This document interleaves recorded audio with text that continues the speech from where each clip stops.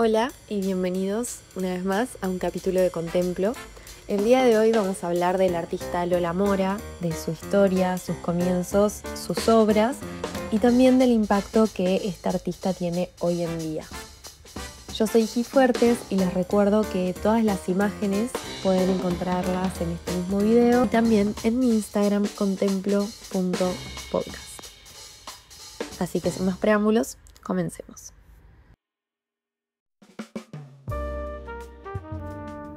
La fecha de nacimiento de Dolores Candelaria Mora Vega se debate entre el 12 de abril de 1867 y el 17 de noviembre de 1866.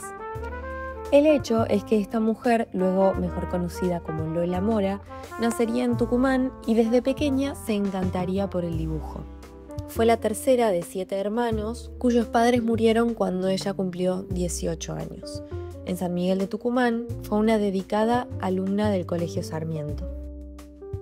Santiago Falcucci, un profesor italiano, fue quien le enseñó el arte del retrato y, para 1894, aproximadamente a sus 28 años, realizó su primera exposición con 25 retratos de gobernadores tucumanos. Esta exposición es de considerable importancia si pensamos en el lugar de la mujer de aquella época. Tradicionalmente no sería retratando a distintas personalidades de la alta cuna tucumana.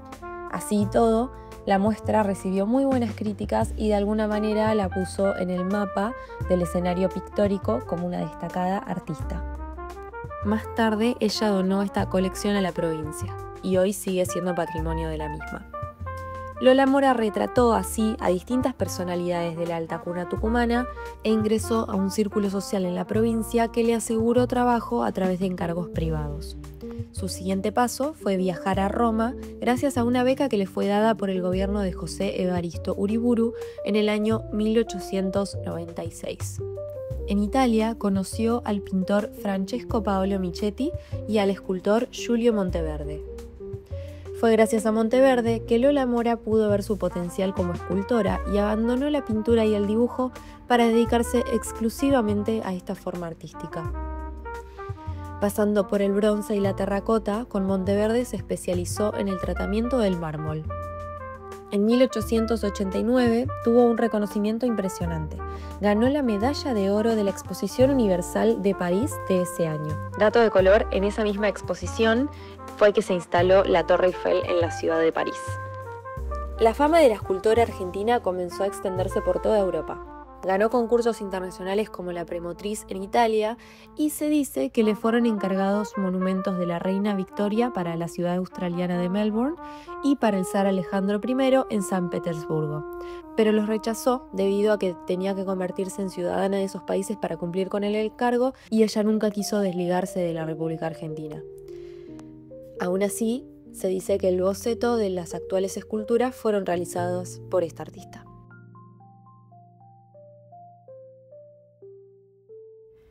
Si hay una obra que llama la atención por sobre las demás en el repertorio de Lola Mora, es la Fuente de las Nereidas. Esta fuente fue encargada a Mora en su regreso a la Argentina en el año 1900. Originalmente fue ella quien ofreció la realización de una fuente para decorar Plaza de Mayo y regresó contenta de Roma cuando le dieron el visto bueno. 2 años trabajó en la capital italiana en la fuente que sería transportada en un barco desde Génova a Buenos Aires. Pero al llegar a Argentina, lo sucedido no fue lo que ella esperaba. Es con esta obra que podemos entender la concepción avanzada para su época que Lola Mora tenía. La escultura representa el nacimiento de la diosa Venus y los seres mitológicos que la acompañan. Los motivos mitológicos fueron frecuentes desde siglos antes de la creación de esta fuente, pero la desnudez de los personajes femeninos fue demasiado para los porteños del 1902.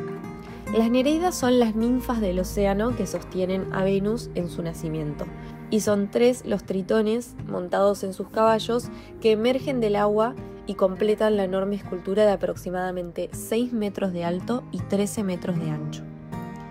El descontento provino de los sectores porteños más religiosos y conservadores y su inauguración se postergó hasta el 1903, cuando la fuente fue colocada en el Paseo de Julio. Las críticas no cesaban y Lola Mora decidió contestar ella misma a estas duras críticas morales. No pretendo descender al terreno de la polémica. Tampoco intento entrar en discusión con ese enemigo invisible y poderoso que es la maledicencia. Pero lamento profundamente que el espíritu de cierta gente, la impureza y el sensualismo hayan primado sobre el placer estético de contemplar un desnudo humano, la más maravillosa arquitectura. Cada uno ve en una obra de arte lo que de antemano está en su espíritu. El ángel o el demonio están siempre combatiendo en la mirada del hombre. Yo no he cruzado un océano con el objeto de ofender el pudor de mi pueblo. Lamento profundamente lo que está ocurriendo, pero no advierto en estas expresiones de repudio, llamémoslo de alguna manera, la voz pura y noble de este pueblo. Y esa es la que me interesa oír. De él espero el postrer fallo.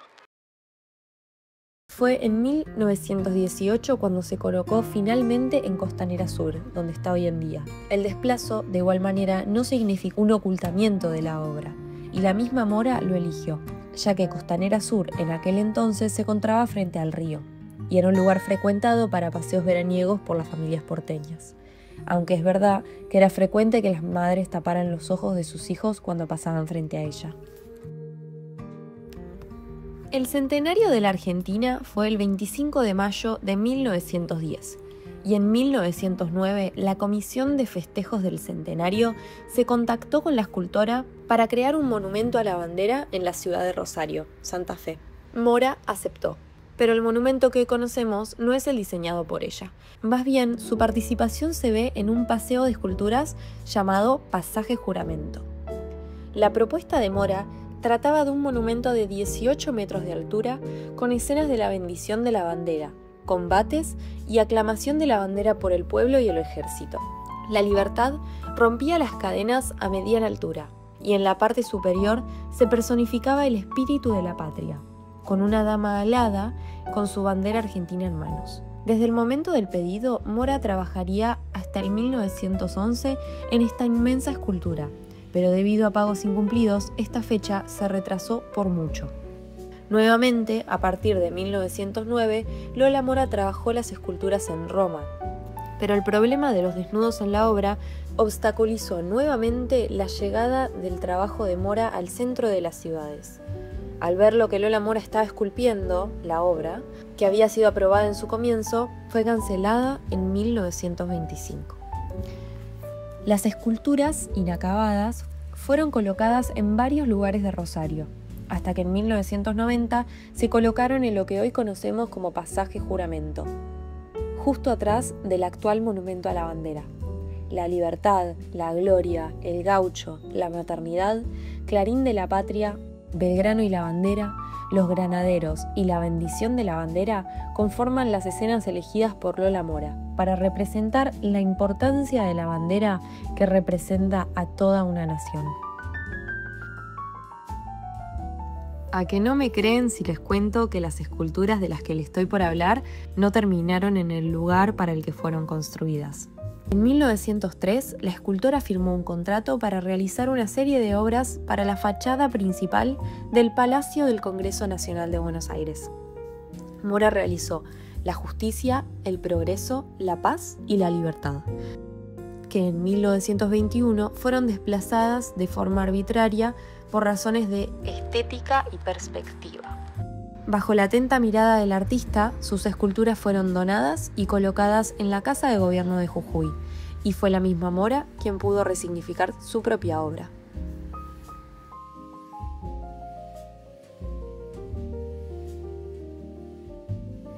A grandes rasgos les voy a contar un poquito de qué se tratan los relieves, haciendo una pequeña pero pertinente diferenciación entre alto relieve y bajo relieve.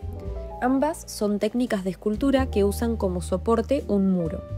El alto relieve se caracteriza porque más de la mitad de la escultura se encuentra sobresalida. Tiene una tridimensión muy marcada, pero sostiene su apego al muro.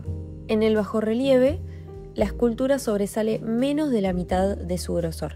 Tiene una profundidad escasa.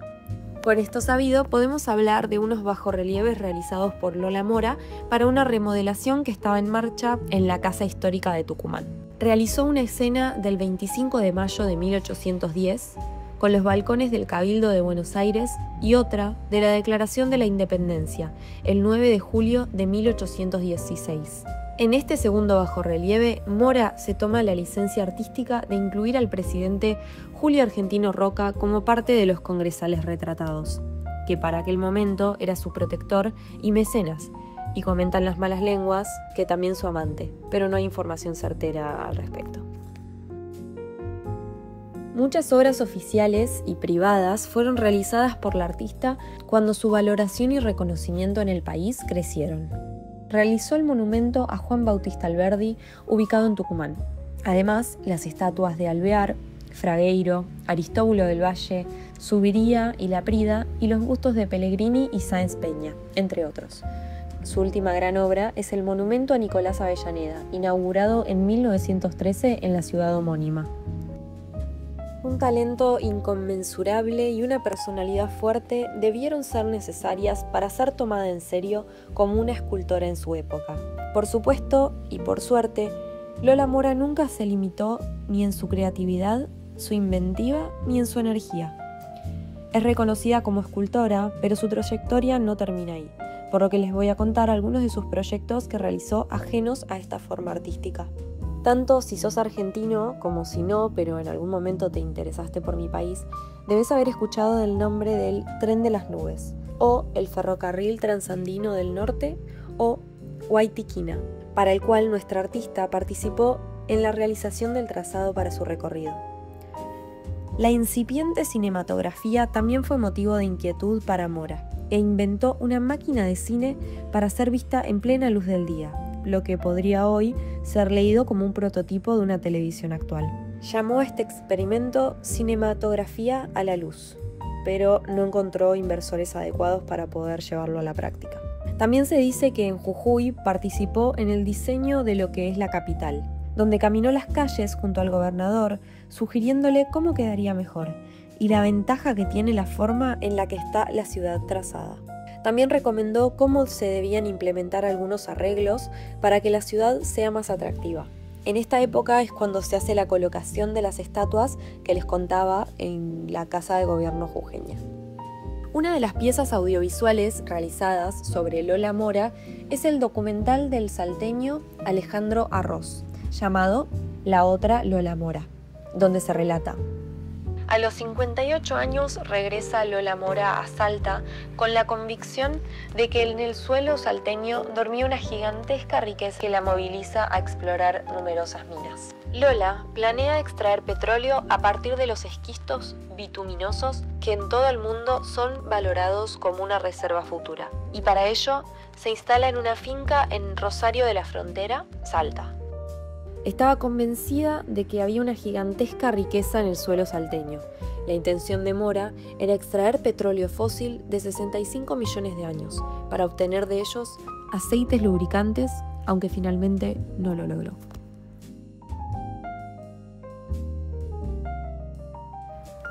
Hasta ahora no he hablado mucho de la vida privada de Lola Mora porque, a diferencia de lo que ocurre con otros artistas, tanto hombres como mujeres, no fue por demás significativo en su obra. Y la verdad es que tampoco se sabe mucho, y lo que abundan son rumores como el de su amorío con Julio Argentino Roca. El hecho es que Mora se casó con Luis Hernández Otero, un empleado del Congreso Nacional, cuando ella tenía 42 años y él 25, en 1909.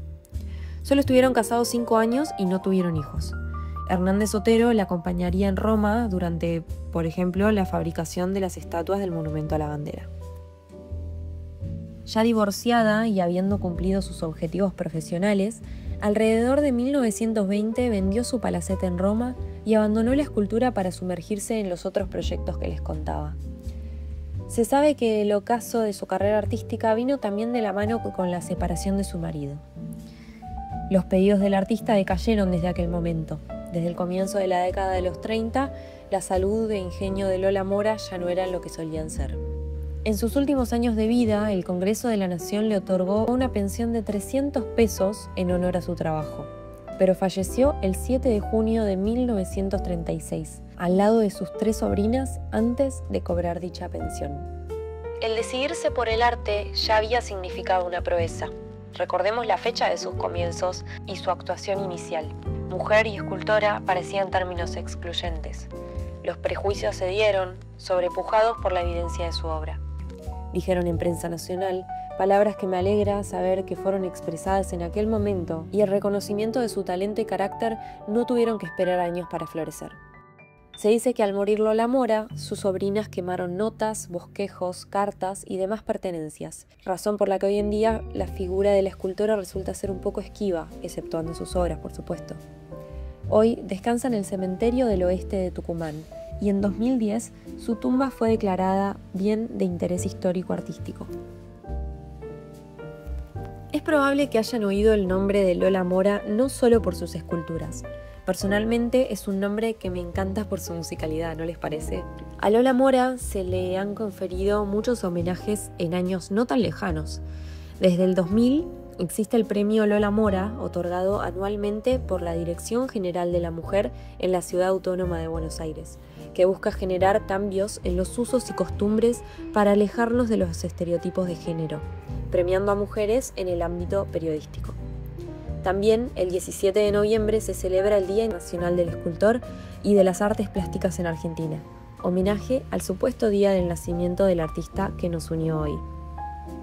Podemos encontrar la obra de Lola Mora en 8 provincias de la Argentina, además de la Ciudad Autónoma de Buenos Aires. Un artista que reunió sus esfuerzos en su país y se preocupó por embellecerlo y dejar su marca en él, que hoy trasciende por su arte y que pareciera nunca haber notado los límites planteados por la sociedad. Tenía ojos solo para el mármol y sus manos, a través del mármol, lograron que hoy, frente a sus obras, nosotros solo tengamos ojos para ella. Hace poco estuve en Tucumán y conocí un montón de obras de Lola Mora, lo cual me pone muy contenta y me pone muy contenta ver el lugar que le han dado a esta artista y le siguen dando, y por eso me parece importante seguir hablando de ella y seguir, ¿por qué no?, presumiendo de las bellas obras que tenemos en la Argentina. Muchas gracias por escuchar este capítulo. Les recuerdo que pueden encontrarme en Instagram, @contemplo.podcast, donde pueden ver todas las imágenes de las que estuvimos hablando el día de hoy. Muchas gracias y nos vemos la próxima.